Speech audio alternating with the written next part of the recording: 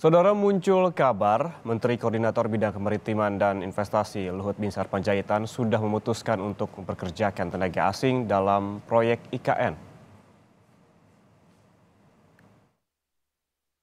Menko Bidang Kemaritiman dan Investasi Luhut Binsar Panjaitan kembali mengungkap alasan dibalik keputusan untuk mempekerjakan tenaga asing di proyek pembangunan Ibu Kota Nusantara.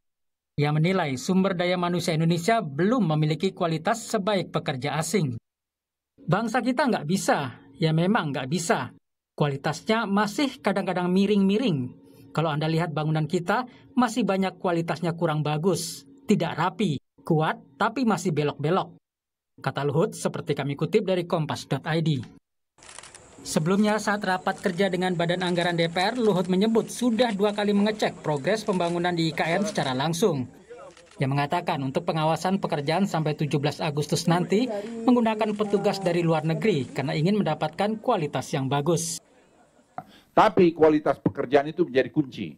Oleh karena itu saya lapor Pak Presiden, pengawas itu kita terpaksa dengan segala hormat kita pakai bule-bule untuk menjadi kualitas. Jadi jangan nanti istana Presiden itu jadi tapi kualitasnya tidak bagus. Namun Menteri Pekerjaan Umum dan Perumahan Rakyat Basuki Hadi Mulyono menegaskan pelibatan tenaga asing di proyek pembangunan Ibu Kota Nusantara masih jadi wacana. Basuki membantah anggapan yang menyebut tenaga kerja lokal tidak mampu membangun IKN. Itu semua pembangunannya juga orang Indonesia. Nggak ada orang asing. Nah itu yang masa tadi sempat disebut bahwa penggunaan tenaga asing itu untuk bangunan biar api gitu Pak. Oh enggak, kalau ke pengawasan kan bisa saja intermittent, tapi belum diputuskan. Belum diputusin bos. Nanti saya yang putusin.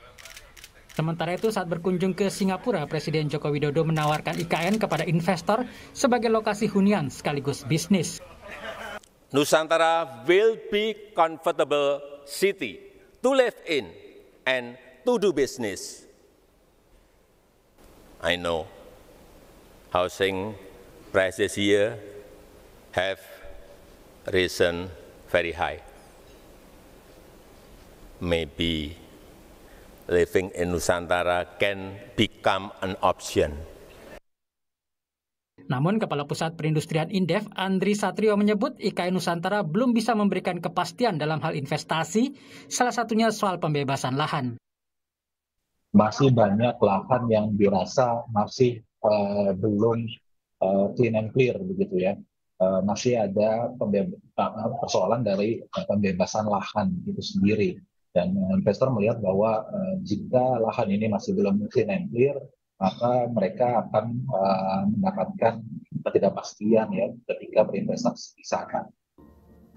Pemerintah menyebut progres pembangunan Ibu Kota Nusantara hingga Mei 2023 mencapai 29%. Untuk pembangunan tahap pertama dari 2022 hingga 2024 akan dibangun perkotaan, infrastruktur hingga sarana pendukung ekonomi. Tim Liputan Kompas TV.